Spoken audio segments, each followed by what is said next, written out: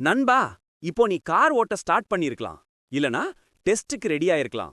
இல்ல வருஷ கணக்கா ஓட்டியும் இந்த ஸ்டீரிங்க சரியா கண்ட்ரோல் பண்றதுல ஒரு சின்ன டவுட் இருக்கலாம். இந்த 3 நிமிஷ ஷார்ட் வீடியோல நம்மளோட வண்டியை எப்படி கில்லி மாதிரி கண்ட்ரோல் பண்றதுன்னு பார்க்கலாம். நீங்க உட்கார்ற பொசிஷன் எப்படி இருக்கணும், பார்வை எந்த அளவுக்கு முக்கியம், ஸ்டீரிங்க பிடிக்கிற ஸ்டைலு, வளைவுல எப்படி திருப்புறதுன்னு எல்லா மேட்டரையும் சுருக்கமா பேசிரலாம். நம்ம சேனலுக்கு புதிய ஆளா இருந்தா மறக்காம ஒரு சப்ஸ்கிரைப் பண்ணிடுங்க. ஃபர்ஸ்ட் மேட்டர், நாம உட்கார்ற சீட் பொசிஷன் தாங்க. Seat height. நாம ரொம்ப கீழேயும் போகக்கூடாது, ரொம்ப மேலேயும் போகக்கூடாது. ரோடு சரியா தெரியிற ஹைட்ல இருக்கணும். சீட் சாய்வு, ரிக்ளைனர். முதுகு சாய்வு ரொம்ப ரிலாக்ஸா சாச்சிட்டு போகக்கூடாது, ரொம்ப குனிஞ்சு உட்காரக்கூடாது. ஒரு கரெக்ட் ஆங்கிள் இருக்கட்டும். Pedal gap. பெடலை மிதிக்கிறதுக்கு சிரமமே இருக்கக்கூடாது. அதே சமயம் பெடலுக்கு ரொம்ப ஒட்டியும் உட்காரக்கூடாது. கரெக்டா ஃப்ரீயா ஆப்ரேட் பண்ண வரணும். Shoe matter. ஷூ போடும்போது பாத்துக்கங்க. பூட்ஸ் இல்ல ஹை ஹீல்ஸ் போட்டா அந்த பெடலோட ஃபீல் தெரியாது. அதனால சும்மா சப்பலாங்குச்சி மாதிரி இருக்கிற ஷூ பெட்டர். இல்ல வெறும் காலுடன் பழகுனா ரொம்ப நல்லது. Steering gap. ஸ்டீரிங்ல இருந்து நம்ம கை தூரம் முக்கியம். கை ரொம்ப நீட்டி பிடிக்க கூடாது. அதே சமயம் ரொம்ப க்ளோஸா இருந்தா ஏர் பேக் வந்துச்சுன்னா ரொம்ப டேஞ்சர். அதனால கரெக்டான இடைவெளி தேவை. அடுத்த முக்கியமான விஷயம், பிரச்சனைய பார்த்து பயப்படாதீங்க, தீர்வை பாருங்க. ஒரு ரவுண்ட் அபவுட்ல ஸ்ட்ரெயிட்டா போகணும்னு வைங்க.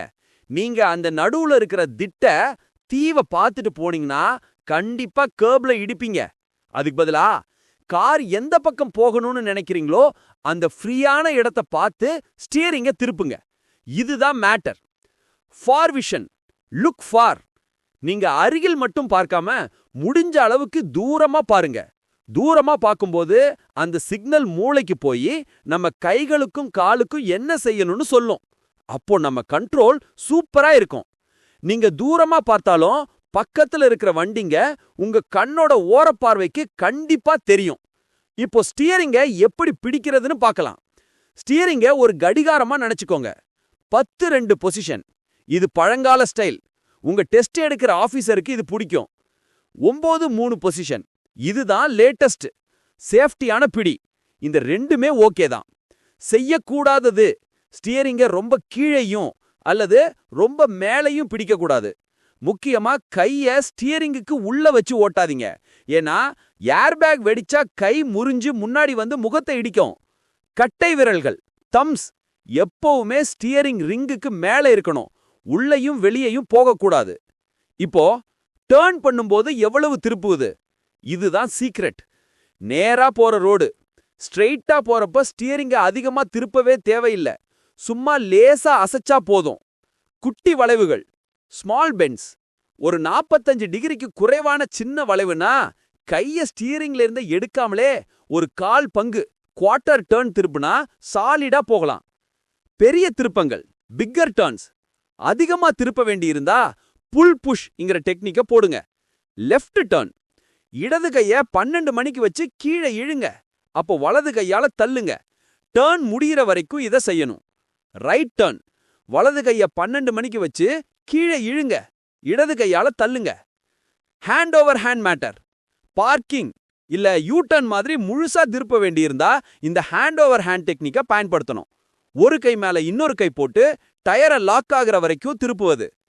டர்ன் பண்ணிட்டு ஸ்டியரிங்க எப்படி ஸ்ட்ரெயிட் பண்றது. ஸ்லோ இல்ல மீடியம் ஸ்பீட்ல.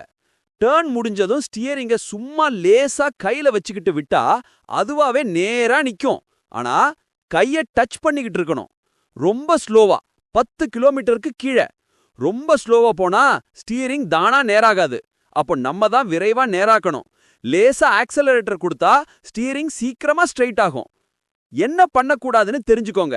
ஸ்டீரிங்க இறுக்கமா பிடிக்கிறது, ஒரு கைய ஸ்டீரிங் மேல வச்சு ஓட்டுறது, முழங்காலால திருப்புறது, கைய குறுக்க போட்டு ஓட்டுறது. நண்பா, பிராக்டிஸ் பண்ணுங்க. முன்னேற்றம் தானா வரும்.